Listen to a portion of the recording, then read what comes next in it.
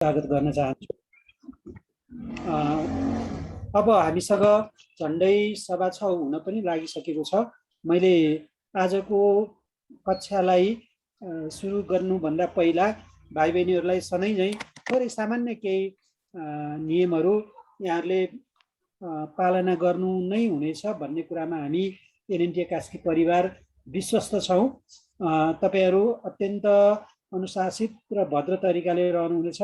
सधैँ झैँ आफ्नो कुनै कुरा सोध्नु छ भने, जिज्ञासा छ भने यहाँहरूले आफ्नो ह्यान्ड रेज गर्नुहुनेछ र ह्यान्ड रेज गरिसकेपछि आफ्नो जिज्ञासा भनिसकेपछि फेरि त्यो ह्यान्ड रेज भइराख्यो भने पनि त्यति राम्रो देखिँदैन, त्यसलाई ह्यान्ड लोअर गर्नुहुनेछ र अत्यन्त भद्र तरिकाले यसलाई यसको महत्त्वलाई बुझेर यहाँभन्दा बढी यस कार्यक्रमबाट सहजीकरणबाट बढीभन्दा बढी फाइदा लिनको निम्ति गत दिन जस्तै हिजो जस्तै असाध्यै अनुशासित र भद्र तरिकाले रहनुहुनेछ र अन्तर्क्रियामा पनि त्यत्तिकै सभ्य तरिकाले सहभागी भई आजको सहजीकरणलाई सफल पारिदिनु हुनको निम्ति म सम्पूर्ण विद्यार्थी भाइ बहिनीहरू लगायत सहभागी सम्पूर्णमा हार्दिक अनुरोध गर्दै आजको सहजीकरण कक्षालाई अगाडि बढाइदिनु हुनको निम्ति म पुनः खैरेनी माविका सामाजिक विषयका शिक्षक राजेश्वर घिमिरे सरलाई थप आफ्नो परिचय सहित सहजीकरणलाई अगाडि बढाउनको निम्ति हार्दिक अनुरोध गर्दछु। धन्यवाद। धन्यवाद महेन्द्र सर। एनएनटी गण्डकी प्रदेशका वरिष्ठ उपाध्यक्ष खैरेनी माविका पूर्व केशवराज घिमिरे सर, एनएनटी कास्कीका सम्पूर्ण शिक्षकज्यूहरू र सम्पूर्ण विद्यार्थी भाइ बहिनीहरू, यहाँहरू सबैलाई नमस्कार। सर, मेरो आवाज सुनिएको छ? सुनिएको छ सर, राम्रो सुनिएको छ। आज चाहिँ अलिकति यहाँ इन्टरनेटको समस्या परेको हुनाले अलिकति ढिलो भयो, त्यसमा पनि म माफी चाहन्छु। ठिक छ सर, के छ। र सरले भन्नुभयो जस्तै म राजेश्वर घिमिरे खैरेनी माध्यमिक विद्यालयमा अङ्ग्रेजी र सामाजिक विषय पढाउँछु।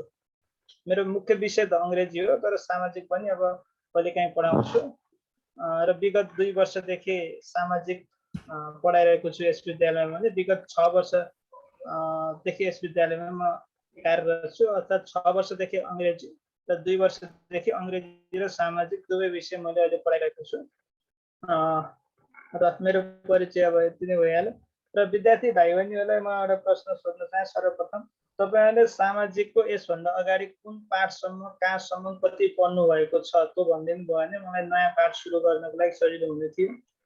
Sir, lesson 2 human development index and नेपालको lesson 2 human development index and Nepal भन्ने सुरु गर्नुभयो कि सक्नुभयो? हजुर सर, सुरु गर्नु सक्नुभयो? सक्नुभयो सर। ए ल, त्यसो भए ल हुन्छ, धन्यवाद। र यहाँ अर्को कुरा, दुवै मिडियमको विद्यार्थीहरू हुनुहुन्छ होला, इङ्ग्लिस मिडियम र नेपाली मिडियम? हजुर, हो सर, हजुर। ल हुन्छ। मेरो यहाँ मैले तयार गरेको थोरै स्लाइडहरू चाहिँ बढी इङ्ग्लिस मिडियमको छ, त्यसलाई पनि म दुवै भाषा दुवै माध्यम प्रयोग गरेर सकेसम्म विद्यार्थी भाइ बहिनीहरू तपाईँहरूको म जिज्ञासा मेटाउने प्रयास गर्नेछु। र भाषामा अप्ठ्यारो नमानिदिनु होला, म दुवै भाषा प्रयोग गर्छु र मैले तपाईँहरूलाई केही कुरा सिकाउने बेलामा तपाईँले जान्नु भएन, बुझ्नु भएन अथवा केही कुरामा त्यस्तो कन्फ्युजन भयो भने निर्धक्कका साथ सोध्न सक्नुहुनेछ है। त्यस्तो डराउनु पर्ने, अप्ठ्यारो मान्नु पर्ने केही छैन। सरले भनिसक्नु भयो, सोध्नुभन्दा पहिला ह्यान्ड रेज गर्नुहोस् अनि त्यस पछाडि मात्र तपाईँहरूले सोध्न सक्नुहुन्छ। ल हुन्छ, म सुरु गर्छु है त अब।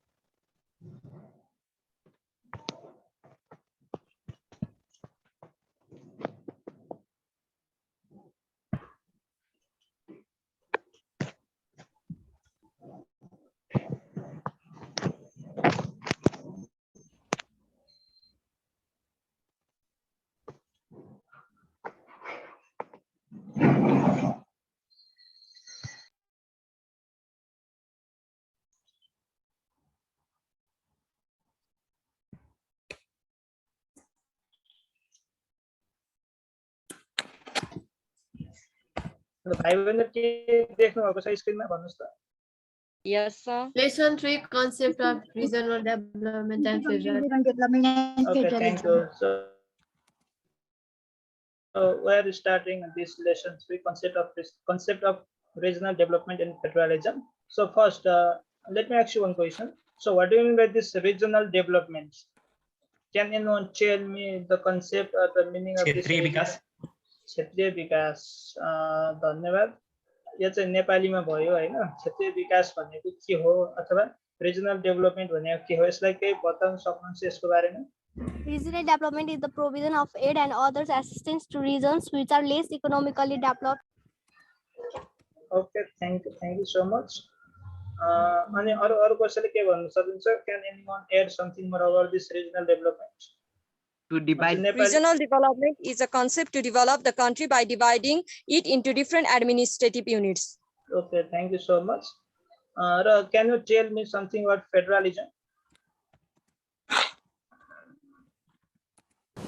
Federalism is a form of government in which constitution distributes power between the central government and subdivision government, usually called state or province or republic. Okay, thank you so much. तपाईहरुको view सुनिसकेपछि, so I am so happy because you know what is regional development and what is federalism. Yeah, तपाईहरुले भने जस्तो regional development भनेको नि के हो? So it is the division of country into various regions or areas based on population, geography and both also. And federalism भनेको it is also the division of a country. So generally mute गरिदिनुहोस् होला है, mute गरिदिनु होला है. तपाईहरु केही बोल्नु छ भने चाहिँ माइक अनम्युट गर्नु होला, नत्र म्युटमा बस्नु है त. ल स्क्रिनमा एनोटेट पनि नगर्नु होला. रञ्जन समथिङले के गर्दै हुनुहुन्छ है. ल यस्तै सो यहाँबाट स्टार्ट गरौँ. सो स्क्यानिङमा के लेखेको छ थोरै म पढ्छु अनि त्यसपछि हामी स्टार्ट गरौँ है त यहाँबाट. So Nepal practiced regionalism for a long time, but no complete development could take place in the nation.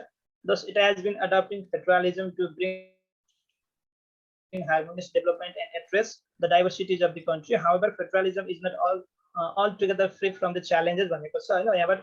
So we practiced regionalism for a long time. It means previously Nepal was divided into different development regions to carry out the harmonious or equal development throughout the country, but it was not success in its objectives, and it means it failed, let's say.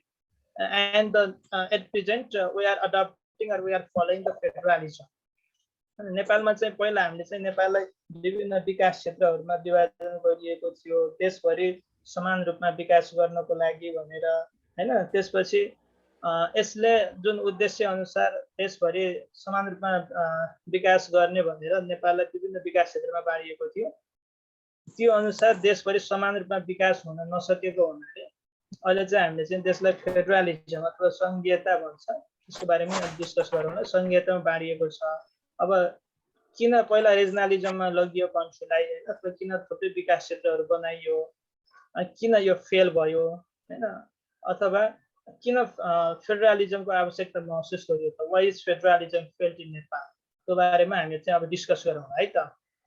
ल तपाईलाई you have already define the regionalism. I think you know the very good concept of regionalism. ल यदि यहाँ एउटा बक्समा छ, मैले यस्तो गोलो लगाइदिन्छु, यहाँ लेखेको कुरा पढ्नुस् त कसैले. Development regions in Nepal were created for balanced development. Okay, thank you. यहाँबाट हामी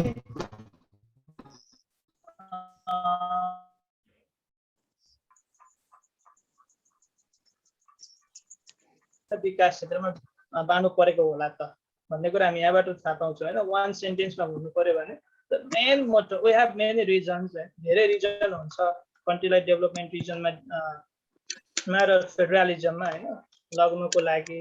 त पहिला development region, we practice development region for a long time भन्यो नि हैन, लामो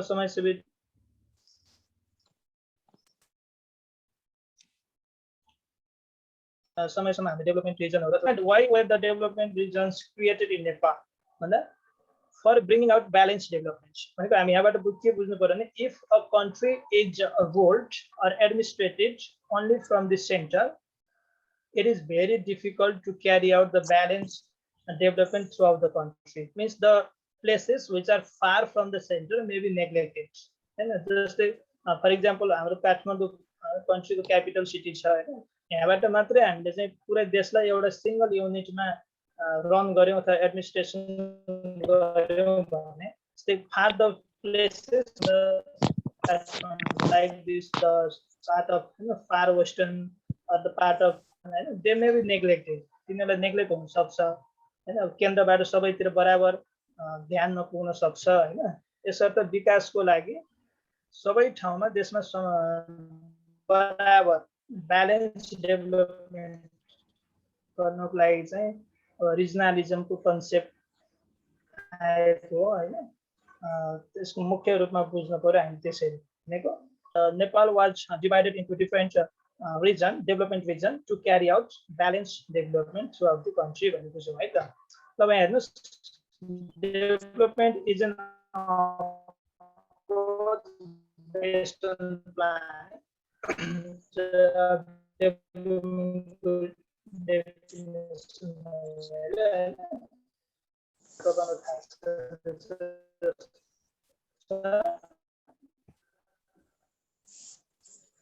Main the definition of regionalism as you defined before भनेको नेपालीको माध्यमिकले बुझ्नुस्, एउटा कुनै देशलाई जनसंख्याको आधार दुवैलाई आधार मानेर विभिन्न प्रशासनिक एकाइहरू अथवा विभिन्न भागमा हैन विभिन्न तरिकाले विभाजन गरिन्छ भने त्यसलाई चाहिँ रिजनलिजम क्षेत्रीयता भन्छौं हैन।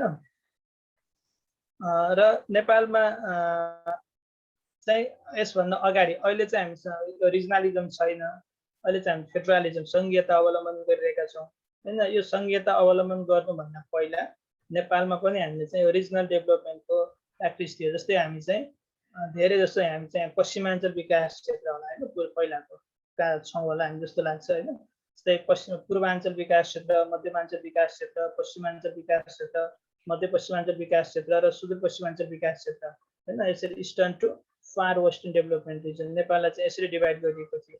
सो वाइ सो अगेन यसको मेन एम भनेको के हो, it is done for bringing proportionate development based on plan. So it is also known as regional development. Very clear. I think you are very clear about the concept of regional development. बुझ्नुहुन्छ नि अब regional development भन्ने के हो भन्ने कुरा। So do you have any questions, query about this? Kesha? No. Sir, your voice is not heard clearly. Oh, so it may be the due to the bad internet, because I just told you my internet is not working today, so I'm using mobile. Okay. Okay, sir, that's fine. We will adjust. I'm very sorry for that. Okay.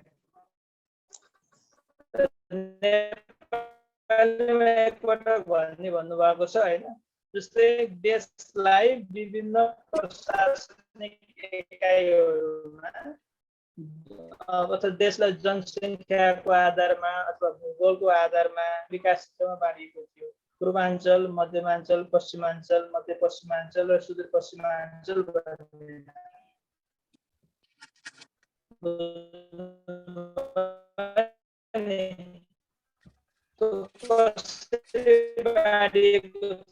अब त्यसमा दुईटा कुरा हेरिएको थियो, मुख्यतया जनसंख्या र भूगोल। भूगोल भनेको कुनै विकास क्षेत्र ठुलो पनि हुनु भएन, कुनै सबैको मा चाहिँ भूगोलमा समान बनाइयो भने के हुन सक्छ, कुनैमा धेरै जनसंख्या हुन सक्छ, कुनैमा थोरै जनसंख्या हुन सक्छ हैन, अथवा कुनै पनि पर्छ। यसै त्यो स्क्रिनमा एउटा हामी यहाँबाट रिमुभ पनि गर्न सक्छौँ भने यहाँ चाहिँ डिसिप्लिन भएर बस्नुस् न। त्यसरी देशलाई विभिन्न प्रशासनिक एकाइहरूमा हैन जनसंख्या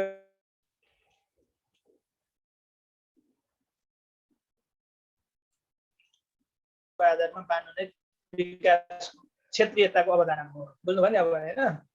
जस्तै नेपालको कुरा गर्दैन पूर्व मेची नदीदेखि पश्चिम महाकालीसँग फैलिएको यो भूबनोट छ, यसमा विकास गर्नको लागि यो रिजनलिजमको अथवा क्षेत्रीयताको अवधारणाको विकास हुन्छ है त। Sir, it is difficult for us to understand what you are talking due to net problem. So I'm very sorry for this. Okay, so I'm using mobile data. Yes, 4G is running here, so I think it may be audible for you. So Sir, video isn't it clear? त्यस्तै गर्नु पर्यो है त ल। Okay, so thank you for suggestion. So I will start my video and I hope my voice will be clear. अहिले कस्तो छ, सुन्नु भएको छ? Yes, sir. Clearly. Okay. बुझ्नु भएन भने don't mind. So don't hesitate to ask any questions. है त्यस्तो hesitate केही गर्नु पर्दैन।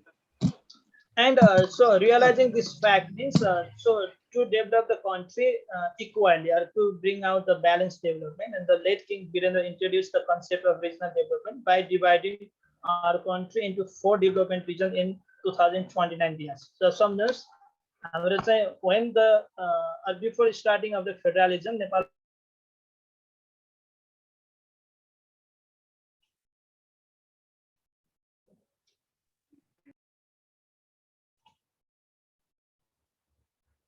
was divided into 5 development regions. But when the development regions were created in Nepal, at first there were only 4 development regions. Right? In 2029 BS, the late King Birendra introduced, let's say, divide गरेर नेपालमा चाहिँ development रिजनलिजमको start भएको थियो। र तिनीहरू कुन थियो भन्दा they were eastern development region, central development region, western development region and far western development region भनेको 2029 सालमा नेपाललाई पूर्वाञ्चल विकास क्षेत्र, मध्यमाञ्चल विकास क्षेत्र, पश्चिमाञ्चल विकास क्षेत्र र सुदूरपश्चिमाञ्चल विकास क्षेत्र गरेर 4 वटा विकास क्षेत्रमा नेपाललाई डिभाइड गरेर अथवा नेपाललाई विभाजन गरेर नेपालमा क्षेत्रीयताको अवधारणा सुरुवात गरिएको रहेछ। र पछाडि in 2037 BS far western. So this is the problem. What can I do? So what can I do for that? So I have already told you because of my internet. Internet चाहिँ बिग्रेको रहेछ।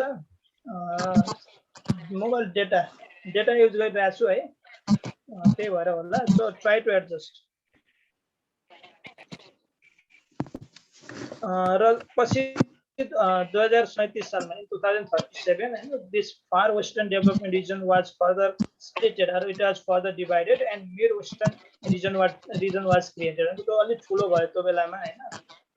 2037 सालमा पछि far वेस्टर्नलाई दुईटा बनाएर अर्को नयाँ mid western थपेर नेपालमा 5 वटा विकास क्षेत्रको निर्माण भएको छ है।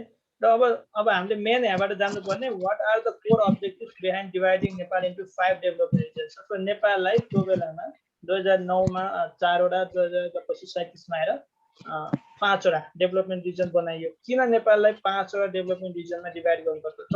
5 वटा संख्या भन्दा पनि यो रिजनलिजमको कन्सेप्ट हैन, किन ल्याउनु पर्यो त? किन नेपाललाई डिफ्रेन्ट रिजनहरुमा हैन अब डिभाइड गर्नु पर्यो होला?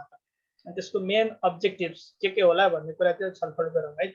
जस्तै फर्स्टमा एक्जाम्पल पढिदिनुस् त के छ? Can anyone read the first reason? To run the administrative work smoothly and effectively. So thank you so much. So to run the administrative works smoothly and effectively, when a country is only governed from the center, so all parts of the country may not be administrated equally and smoothly. सबै ठाउँमा राज्यको ध्यान समान रूपमा नपुग्न सक्छ के। सरकार अथवाले चाहिँ केन्द्रमा मात्र काम गर्दा देशका हरेक कुना-कुनामा सरकारको उपस्थिति हुनु पर्यो हैन। सरकारको ले त्यहाँ विभिन्न कामहरु गर्नु पर्यो। ती कामहरु अथवा एडमिनिस्ट्रेटिभ वर्कहरु हुन्छ हैन, अथवा डेभलपमेन्ट वर्कहरु पनि हुन्छ।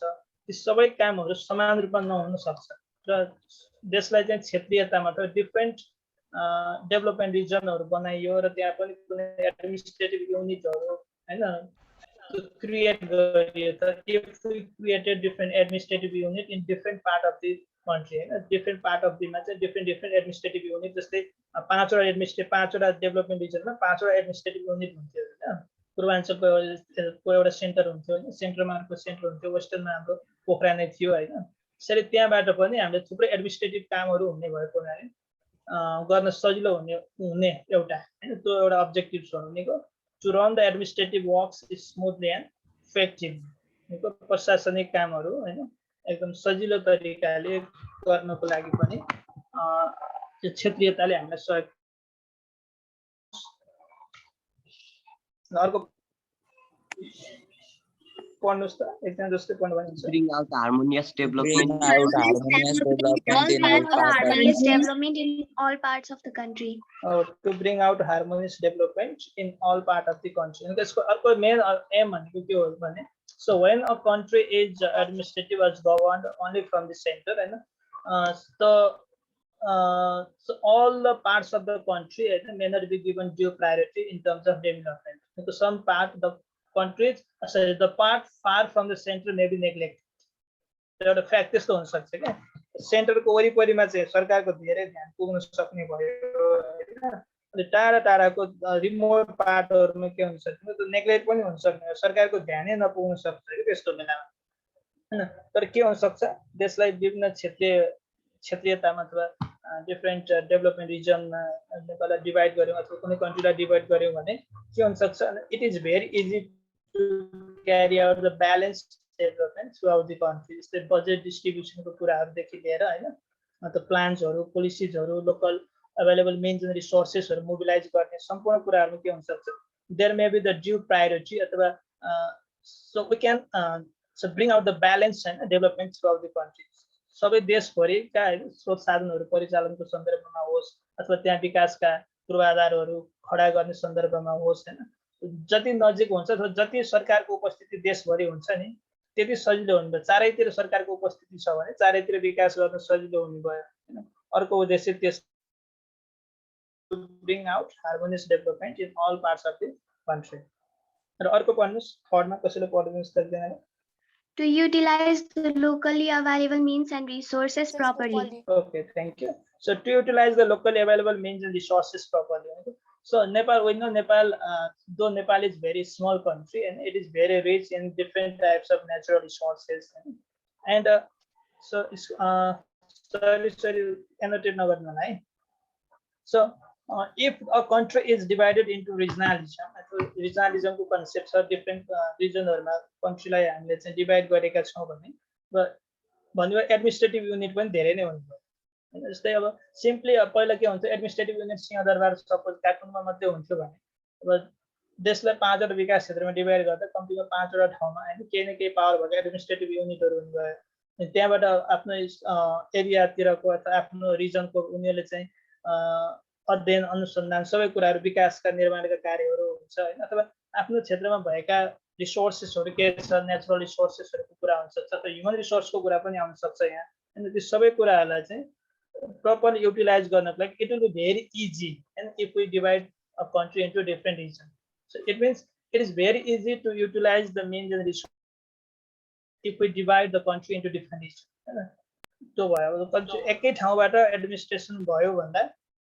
डिफरेन्ट ठाउँबाट एडमिनिस्ट्रेसन भयो भने पनि हामीलाई त्यहाँ लोकल्ली मेन्स रिसोर्सेसहरु हैनलाई युटिलाइज गर्नको लागि धेरै सजिलो हुन्छ अर्को पढ्नुस् To discourage migration and manage population distribution. Okay thank you so much अब भन्नुस् जस्तै फर्स्ट र सेकेन्ड पोइन्टमा फेरि हामी जाउँ है त जस्तै अब एडमिनिस्ट्रेटिभ वर्कहरु स्मुथ हुने भयो हैन सम्पूर्ण अब ठाउँमा एडमिनिस्ट्रेटिभ गभर्नमेन्टको उपस्थिति पनि सजिलो हुने भयो गभर्नमेन्टको कुनै न कुनै अफिसहरु हैन भयो अनि त्यसपछि harmonious development so if the development is carried out equally in all parts of the country then the migration rate will be decrease हामी त बसाइसटि जान्छौँ किन जुन ठाउँमा बढी विकास भएको छ हैन जुन ठाउँमा बढी सेवा सुविधाहरु हामीले पाउँछौँ जुन ठाउँमा बढी विकासका पूर्वाधारहरु छ अब यसले हामी त्यो ठाउँमा चाहिँ के हुन्छ माइग्रेट हुन्छ बट के हुन्छ अथवा अनि प्रशासनिक इकाइहरुको नजिक पनि मान्छेहरु बढी बसाइ सरेर जान्छ के प्रशासनिक कामहरु गर्न परेमा पनि जस्तै सदरमुकाम केही काम गर्न जानु पर्यो भन्ने हुन्छ नि त पहिला केही काम गर्नु पर्यो भने हामी काठमाडौँ जानु पर्ने धेरै कामको लागि आफ्नो जिल्लामा क्षेत्रमा हैन त्यो सुविधा उपलब्ध भएन भने जानुपर्ने हुन्छ तर कन्ट्रीलाई हैन यो डेभलपमेन्ट रिजनमा गऱ्यो भने धेरै कामहरू डेभलपमेन्ट रिजनमै पनि हुने हैन डेभलपमेन्ट पनि अब इक्वली हुने कन्ट्रीमा जताततै समान रूपमा प्रोपोर्सनल डेभलपमेन्ट भयो भने यसले के गर्छ obviously it checks the migration यसले चाहिँ के गर्छ माइग्रेसन रेटलाई चाहिँ रोक्छ है to discourage migration and manage population distribution यो भयो ल अर्को पढ्नुस् To increase public Public participation in development work. So अरू यसले चाहिँ के पनि हामीलाई सहयोग गर्दो रहेछ अथवा किन पनि हामीले चाहिँ कन्ट्रीलाई डेभलपमेन्ट रिजनहरुमा डिभाइड गरेको रहेछ भन्दा to increase public participation in development work हैन विकासका कामहरुमा जनसहभागिता वृद्धि गर्नको लागि पनि अथवा को लागि पनि हामीले कन्ट्रीलाई चाहिँ डेभलपमेन्ट रिजनमा डिभाइड गरेको रहेछौं हैन अथवा डेभलपमेन्ट रिजनमा डिभाइड भयो भने अब यो विकासमा हैन डेभलपमेन्ट वर्कमा पब्लिक पार्टिसिपेसन पनि इन्क्रिज हुने रहेछ भन्ने हामीले एउटा अर्को कन्सेप्ट लियौं र अर्को अन्तिममा छ हेर्नुस् To practice the democratic principle of decentralization power. To practice the democratic principle of decentralization of power. Decentralization goes to centralization version if all the powers are centralized. example सबै पावर काठमाडौँमा छ सिंहदरबारमा छ भने त के हो सेन्ट्रलाइज भयो हैन त्यसलाई चाहिँ हामीले it is not generally taken as democratic principle त्यसलाई चाहिँ हामीले डेमोक्रेटिक प्रिन्सिपल मान्दैनौँ पावरहरुको एकै ठाउँमा हुनु भएन नि त किन पावर चाहिँ व्यक्ति एउटा मात्रै ठाउँमा भयो भने त्यो ठाउँमा अथवा त्यो अनुसार मात्र चल्न सक्ने भयो हैन त्यो ठाउँको जुन ठाउँमा पावर सेन्टरहरु छ जस्तै काठमाडौँमा मात्रै एडमिनिस्ट्रेटिभ युनिट छ भने हामी टाढाको मान्छेले भन्दा काठमाडौँको छिटो छिटो के पाउने भयो फ्यासिलिटीहरु सेवाहरू एडमिनिस्ट्रेटिभ वर्कहरु हुन सक्ने भयो जस्तै हामी काठमाडौँ पुग्ने 2 दिन 3 दिन 4 दिन लाग्छ नेपालबाट कतिपय ठाउँहरुबाट हैन त्यो भनेको सेन्ट्रलाइज भयो अथवा अरु चाहिँ हामीले डिसेन्ट्रलाइज गरिदियौं भने काठमाडौँमा भएको अथवा सिंहदरबारमा भएको केही पावरहरु हैन फेडरलिजम सरी रिजनलिजमले पनि अब रिजनल डेभलपमेन्ट रिजनहरुको सेन्टरमा यसको केन्द्र अथवा जस्तै हाम्रो पोखरा हुन्थ्यो जस्तै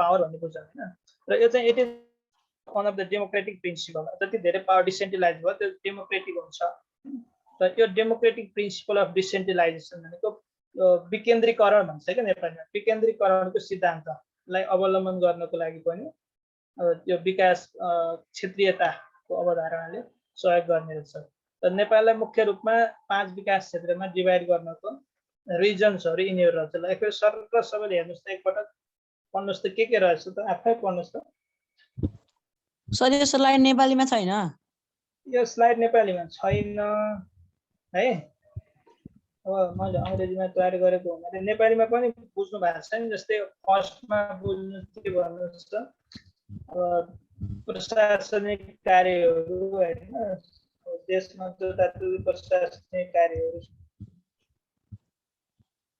देशको सम्पूर्ण भागहरुमा समान रूपमा विकास निर्माणका कार्यहरू सञ्चालन गर्नको लागि अथवा देशलाई समानुपातिक रूपमा विकास गर्नको लागि त्यस्तै अब स्थानीय स्रोत साधनहरुको उचित प्रयोग हैन व्यवस्थापन अथवा प्रयोग नै भन्नुस् न त्यसको लागि अनि त्यस्तै बसाइ सराई दरलाई घटाउनको लागि हैन विकासका कार्यहरुमा जनसहभागिता वृद्धिको लागि र यो विकेन्द्रीकरणको एउटा प्रजातान्त्रिक मूल्य मान्यतालाई अवलम्बन गर्नको लागि नेपाललाई 5 विकास क्षेत्रमा विभाजन गरिएको रहेछ भनेर बुझ्न सक्नुहुन्छ है त हुन्छ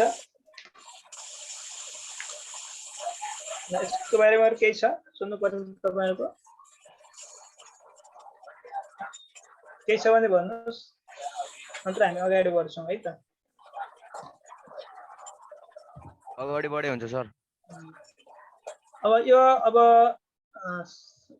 regionalism in development अब why was Nepal divided into different federal states or why was the concept of federalism introduced in Nepal अब regionalism ले को त्यो एम थियो अब्जेक्टिभ्स थियो भने हैन नेपाललाई चाहिँ अब फेडरलिजममा किन लानु पर्यो त त्यो कुरा पढ्नु पर्यो र त्यो भन्दा पहिला व्हाट इज फेडरलिजम भन्ने कुराहरु पनि बुझ्नु पर्यो हैन त्यो पनि हामीले सुरुमा भनेको थियौं फेडरलिजम भन्नमा चाहिँ it is a dual government system भनेको जस्तै regionalism of development there is to be a single government in the centre हैन जस्तै हामीले चाहिँ के हुन्थ्यो काठमाडौँमा मात्रै एउटा सरकार हुने गर्थ्यो केन्द्रमा मात्रै एउटा सरकार हुने गर्थ्यो रिजनलिजममा भने फेडरलिजममा देयर विल बी अथवा फेडरलिजम भनेको it is a dual government system यसलाई चाहिँ यो ड्युअल गभर्मेन्ट सिस्टम हुन्छ दुईटा लेयरमा दुईटा तहमा हुन्छ के सरकार जस्तै हाम्रो नेपालको सन्दर्भमा त हाम्रो स्थानीय पालिकाहरू गाउँपालिका नगरपालिका महानगरपालिका भन्छौँ त्यसलाई पनि हामीले एउटा स्थानीय सरकारको रूपमा मान्दछौँ होइन तर वास्तवमा फेडरलिजमकोमा चाहिँ कन्सेप्टमा हामीले के हेऱ्यौँ भने सेन्ट्रल गभर्मेन्ट र फेडरल गभर्मेन्ट जस्तै हामी चाहिँ गण्डकी प्रोभिन्समा बस्छौँ होइन कोही तपाईँहरू चाहिँ लुम्बिनी प्रोभिन्सको हुनुहुन्छ होला कोही बागमती प्रोभिन्सको पनि हुनुहुन्छ होला हाम्रो गण्डकी प्रोभिन्समै एउटा छुट्टै सरकार छ र होल नेपालभरि गभर्न गर्ने एउटा छुट्टै सरकार छ होइन त्यसले हामीले we are being govern by two government अहिले हामीले चाहिँ दुईटा सरकारबाट हामी गभर्न भइरहेका छौँ एउटा चाहिँ सेन्ट्रल गभर्मेन्ट जुन काठमाडौँबाट अहिले चाहिँ प्राइम मिनिस्टर शेरबहादुर देउवाले लिड गरेको गभर्मेन्टबाट हामी गभर्न भइरहेका छौँ होइन so Sher Bahadur Deuba is governing to the whole country होइन त्यो सरकारले पुरै देशभरि गभर्न गर्छ भने so we have different government to govern only the Gandaki province Gandaki प्रोभिन्सलाई मात्रै गभर्न गर्ने हाम्रो छुट्टै सरकार छ जस्तै कृष्णचन्द्र नेपाली पोखरेल भन्ने हाम्रो चिफ मिनिस्टर हुन्छ उहाँको सरकारले गभर्न गर्ने गण्डकी प्रोभिन्स हो यसरी कन्ट्रीलाई ड्युअल गभर्मेन्ट सिस्टम यसरी बुझ्नु जस्तै अब one central government governs the whole country and we have 7 different provinces in Nepal. नेपालमा त हामीसँग 7 वटा प्रदेश छ नि त 7 वटा प्रदेशमा छुट्टै सरकार छ जस्तै प्रदेश 1 मा छुट्टै सरकार छ प्रदेश 2 मा छुट्टै सरकार छ बागमती गण्डकी लुम्बिनी कर्णाली सुदूरपश्चिम प्रत्येकमा छुट्टै सरकार छ हैन तर केन्द्रमा एउटा सरकार छ केन्द्रको सरकारले पुरै देशलाई गभर्न गर्छ अथवा देशभरि शासन गर्छ भने यी प्रदेशका सरकारहरूले आफ्नो प्रदेश सरकारले आफ्नो प्रदेशमा मात्रै शासन गर्छ जस्तै गण्डकी प्रदेश सरकारले गभर्न गर्ने अथवा शासन गर्ने गण्डकी प्रदेशमा मात्रै भयो हैन यसरी कन्ट्रीमा dual government system one central government system अर्को फेडरल गभर्मेन्ट सिस्टम भनेको केन्द्रीय सरकार र संघीय सरकार र प्रदेश सरकार हैन संघीय सरकारलाई हामीले केन्द्रीय सरकार पनि भन्न सक्छौँ अथवा भन्दछौँ यसरी कन्ट्रीलाई दुई गभर्मेन्ट सिस्टममा डिभाइड गरिन्छ भने यसलाई हामी के भन्छौँ फेडरलिजम अब हेरि अब छ डेफिनेसन पढ्दिनुस् त एकजना कसैले पहिला definition Federalism is a dual government system in which a nation is divided into a central government and other provincial government in context of Nepal. Thank you so much. यति मात्र बुझ्नुस् हैन जस्तै federalism is a dual government system in which a nation is divided into a central government and other provincial government हैन जस्तै मैले भने in the context of Nepal so we have one government in center in Kathmandu काठमाडौँबाट rule हुने देशको क्यापिटलबाट हैन prime minister Sher Bahadur Deuba is leading this government हैन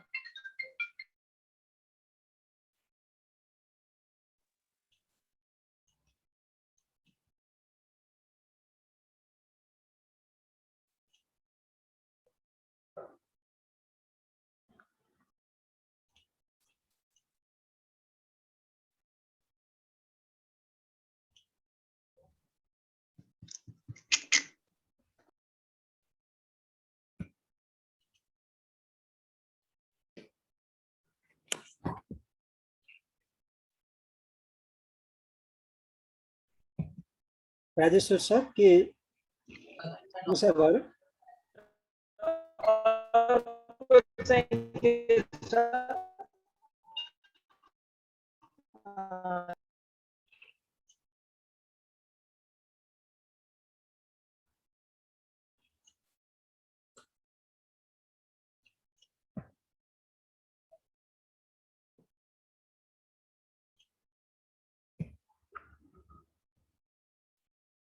राजेश्वर सर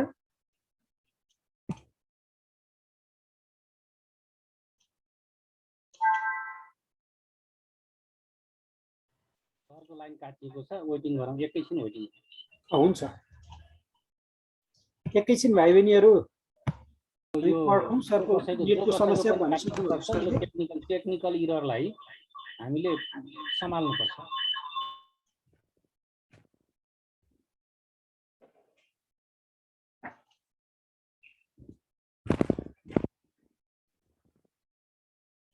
सरको आज नेटले पनि काम नगरेर डाटाबाट जोइन हुनुभएको रहेछ सरले अगाडि जानकारी पनि दिनुभएको थियो के डाटामा के समस्या पनि आएको होला एकैछिन हेरौँ हामी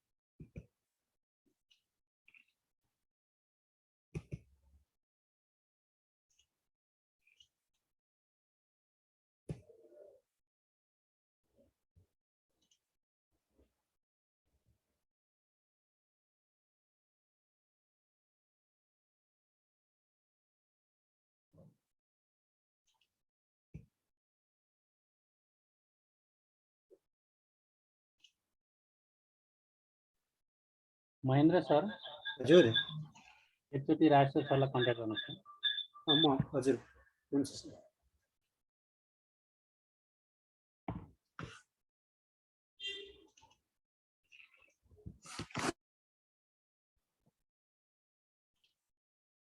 राजेश्वर सर इन भइसक्नु भएको छ प्रब्लम भयो जस्तो छ नि त ठीक भयो हुन्छ म सरलाई होस्ट बनाइहालेँ सर म काटियो के सर यो इन्टरनेट एउटा फोन आयो बिचमा अनि डाटा युज गरेको फोन आएपछि झ्याप्पो काटिहाल्यो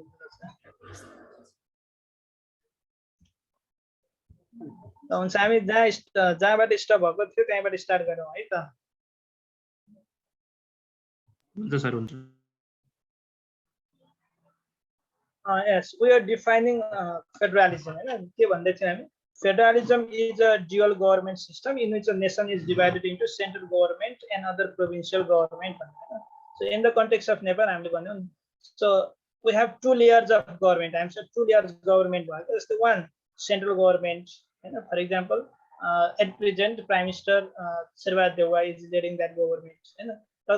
In each 7 provinces, Nepal को प्रत्येक 7 province में के छ छुट्टे गभर्नमेन्ट छ त्यो प्रोभिन्सको लागि मात्र गभर्न गर्ने भनेर बनाइएको हैन यस्तै कन्ट्रीलाई चाहिँ सेन्ट्रल गभर्नमेन्ट र प्रोभिन्सियल गभर्नमेन्टमा डिवाइड गरेर गभर्न गर्ने सिस्टमलाई हामी के भन्छौं फेडरलिजम अब चाहिँ why was Nepal or why was this federalism introduced in Nepal instead of regionalism regionalism अथवा क्षेत्रीयता हुँदा हुँदै नेपालमा किन फेडरलिजमको कन्सेप्ट आयो त नेपाललाई किन फेडरल नेपालमा फेडरलिजम इन्ट्रोड्युस गर्नुपर्ने कुरा भयो त अब यहाँ माथिबाट है त पहिले फेडरलिजम भनेको त क्लियर हुनु भयो नि हैन सबैजना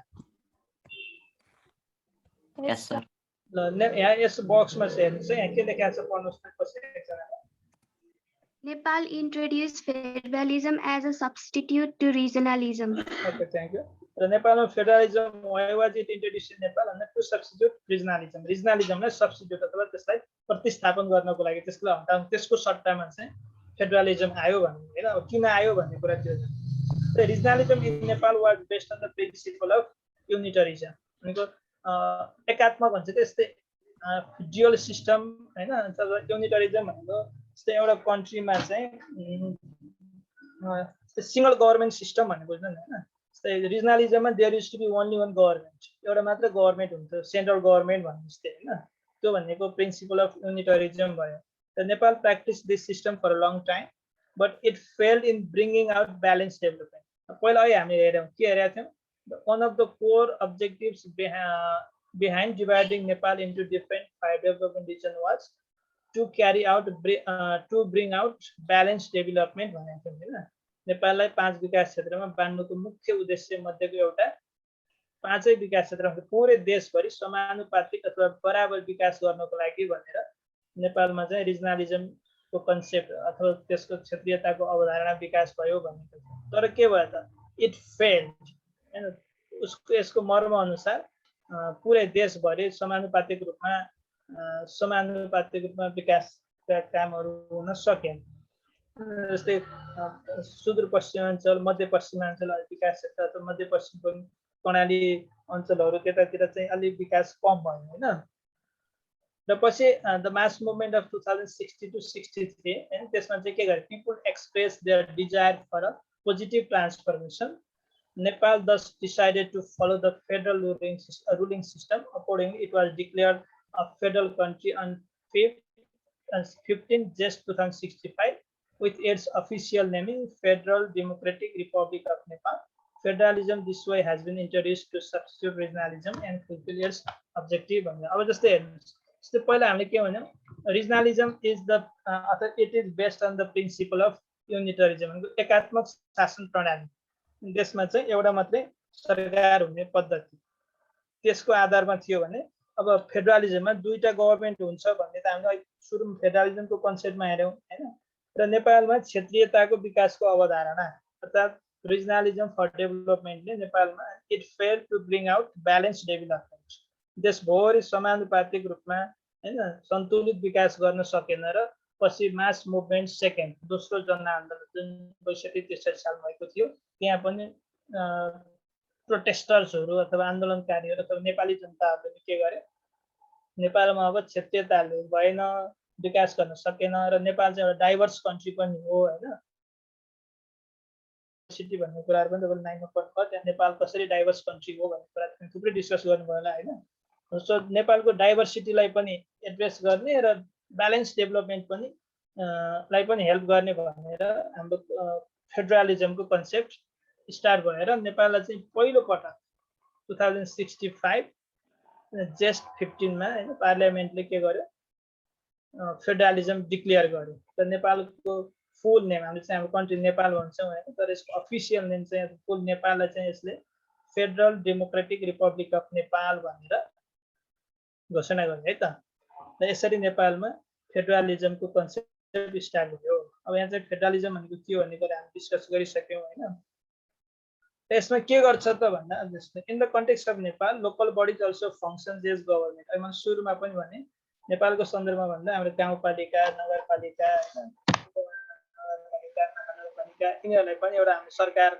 स्थानीय सरकारको रूपमा कन्सेप्टमा यिनीहरुले पनि काम गरेको छ हैन र फेडरलिजममा चाहिँ यो हुनै पर्छ भन्ने चाहिँ होइन फेरि फेडरलिजममा चाहिँ ड्युअल गभर्नमेन्ट सिस्टम हुन्छ स्थानीय पालिकालाई सरकारको रूपमा नेपालमा मान्यता दिएको छ अथवा स्थानीय सरकारकै रूपमा काम गर्छ भने अन्य फेडरलिजमको सिस्टमलाई चाहिँ अप्लाई गरेका कन्ट्रीहरुमा त्यहाँको लोकल लेभलले चाहिँ नेपालमा जस्तो सरकारकै भूमिकामा प्रस्तुत नभएका उदाहरण पनि विश्वमा थुप्रै देशहरू छन् है त तर this system allocates power to local bodies and tend to bring equal development in all part of the country भनेको अब यस्तोमा के हुन्छ भने पावर सेन्ट्रल गभर्नमेन्टको पावर चाहिँ बढी तलको भनेको प्रदेश गभर्नमेन्टहरू हैन प्रोभिन्सियल गभर्नमेन्टहरुमा पनि पावर ट्रान्सफर हुन्छ र उनीहरुले पनि आफ्नै प्रोभिन्सको लागि छुट्टै बजेट बनाउने हैन प्लान्सहरु पोलिसीजहरु बनाउने र आफ्नो प्रदेशको लागि चाहिँ कसरी विकासमा अगाडि बढाउन सकिन्छ भनेर उनीहरु पनि त्यहाँबाट काम गर्न सक्ने भएको हुनाले के हुन्छ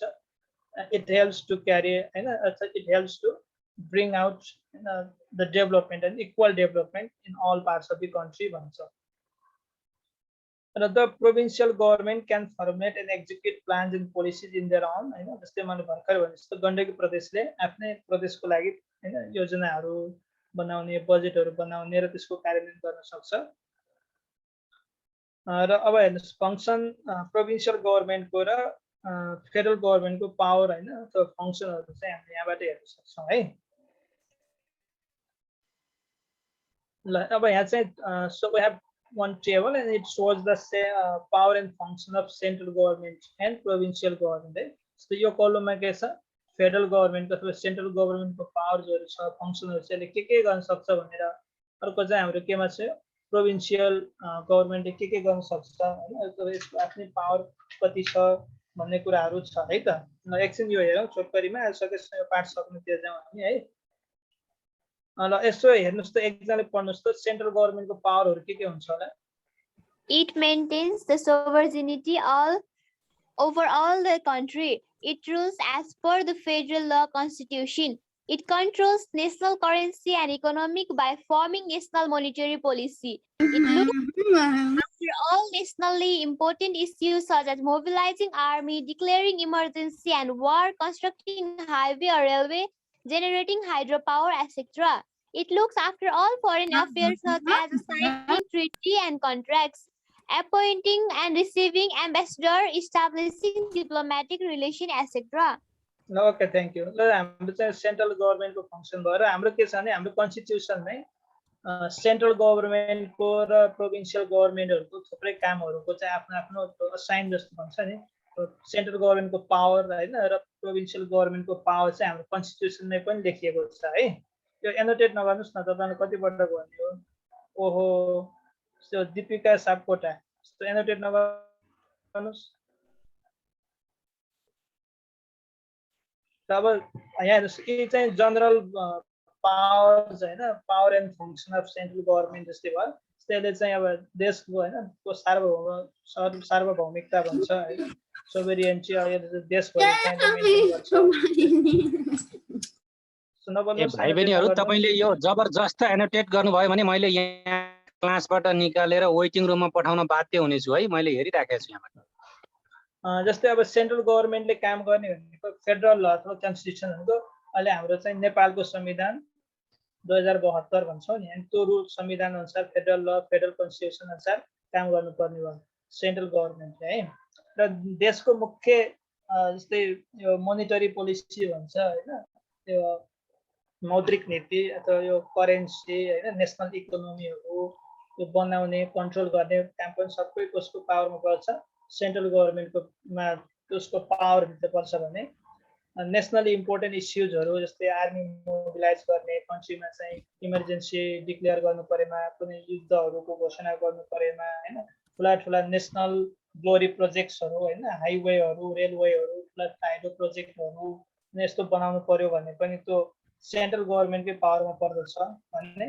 यो वैदेशिक नीतिहरू होइन, यो फरेन पोलिसी, फरेन अफेयर्स होइन, साइनिङ अफ ट्रिटिज, दुई देशहरू बिचमा कुनै सन्धि सम्झौताहरू गर्नु पर्यो, एम्बेसडरहरू रिसिभ गर्ने, अपोइन्ट गर्ने, त्यो सबै काम चाहिँ हाम्रो सेन्ट्रल गभर्मेन्टको पावर फङ्सनमा पर्छ भने प्रोभिन्सियल गभर्मेन्टको पावर फङ्सन थियो र यसले कसरी काम गर्छ भन्दा it maintains competitive image with other province भनेको एउटा नेपालकै सन्दर्भमा 7वटा प्रोभिन्स छ होइन, 7वटा प्रोभिन्सको एक अर्कामा एउटा फेयर कम्पिटिसनको रूपमा पनि यिनीहरूले काम गर्ने भए होइन।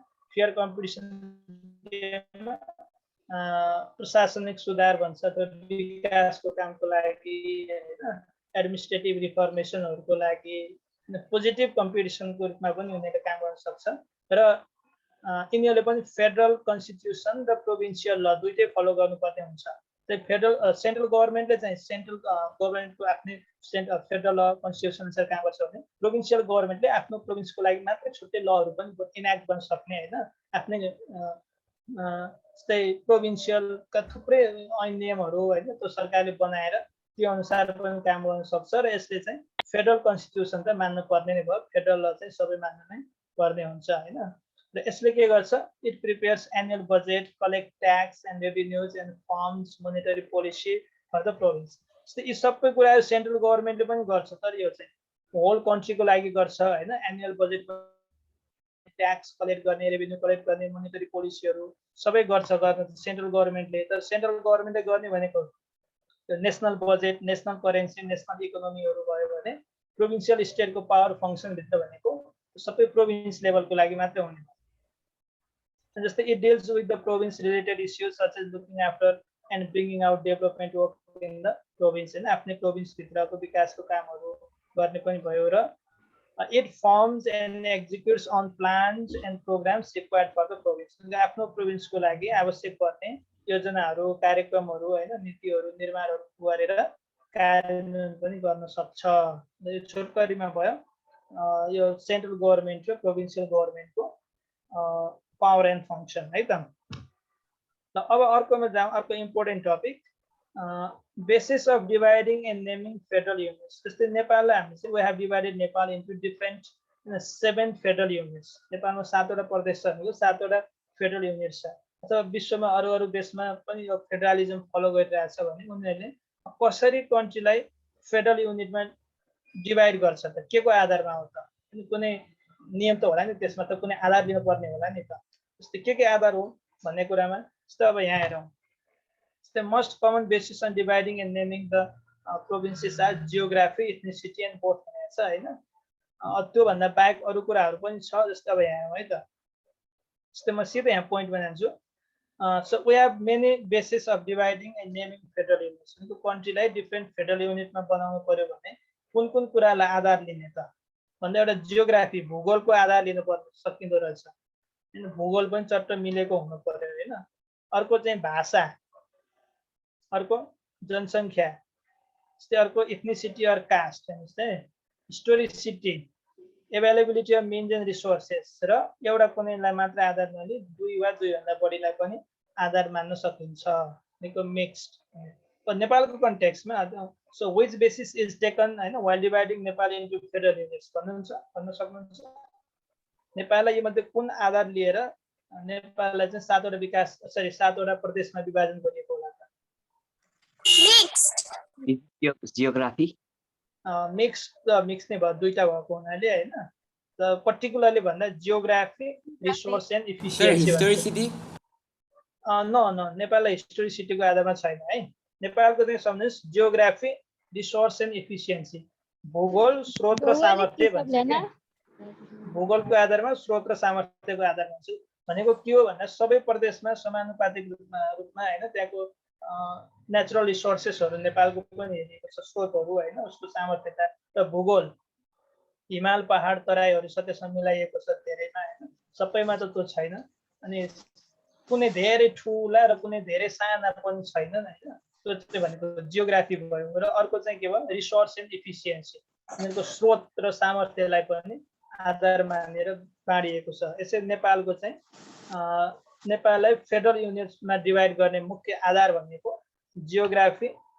रिसोर्स एन्ड इफिसिएन्सी भनेको भूगोल स्रोत र सामर्थ्य हैन नेभरदिलेस सो नेमिङ 3 आउट अफ 7 यो मेरो अलिकति पुरानो स्लाइड भयो 2 हो यो 2 out of 7 provinces is yet to be decided भनेको province 1 and province 2 and they haven't been given any name only 3 to 7 लाई चाहिँ हैन बागमती गण्डकी लुम्बिनी कर्णाली एन्ड सुदूरपश्चिम भनेर नाम पनि दिएको छ हैन as per the constitution of Nepal the naming will be done by the assembly of provincial parliament themselves the Nepal constitution में constitution बनाउने बेलामा के भयो त्यो बेलामा चाहिँ province 1 2 3 4 5 6 7 भनेर दियो नाम कसरी लेख्ने त भन्दा प्रोभिन्शियल पार्लियामेन्टले नै आफ्नो प्रोभिन्सको नाम आफै राख्न सक्ने भनेर कन्स्टिट्युसनले मा दिएको छ है त there is a chance of naming them on mixed basis यो कुनै एउटा बेसिसको आधारमा अथवा मिक्स बेसिसको आधारमा पनि उनीहरूले नाम दिन सक्ने अवस्था छ ल अब चाहिँ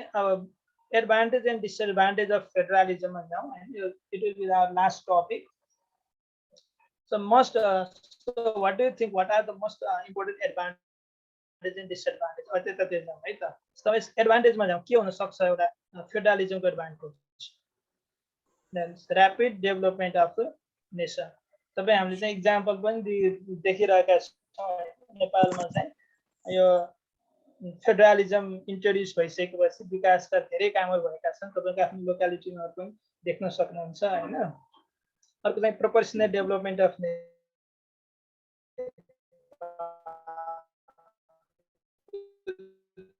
देशभरि पुरै समानुपातिक रूपमा आफ्नो प्रोभिन्समा पनि गर्न सक्ने भए बजेटहरू डिस्ट्रिब्युट गरेर विकास गर्न सक्ने भए अर्को judicious distribution of means and resources हैन अब उपलब्ध स्रोत र साधनहरूको लोजिकल वितरण पनि हुन्छ participation of local people in development or decentralization of power.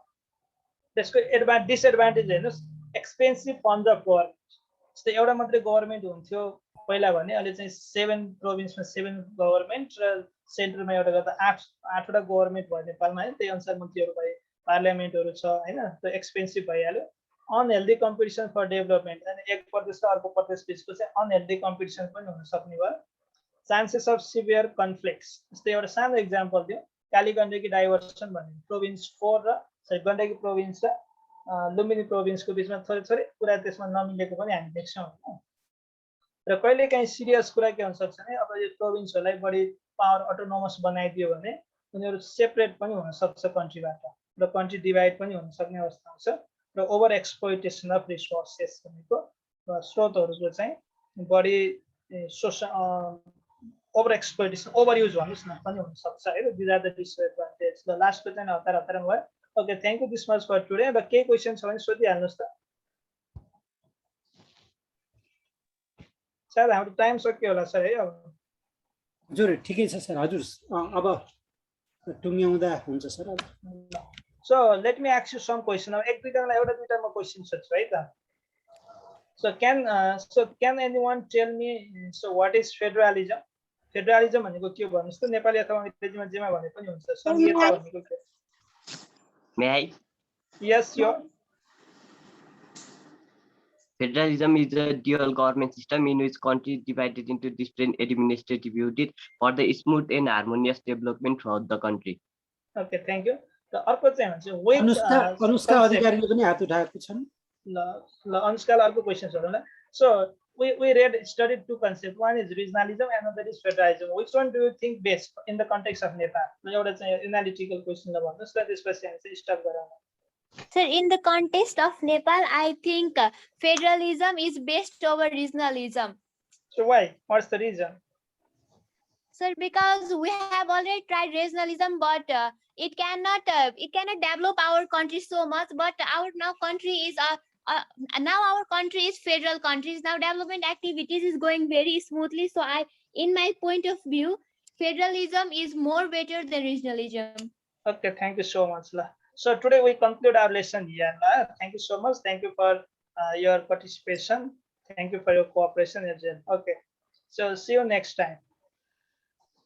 धेरै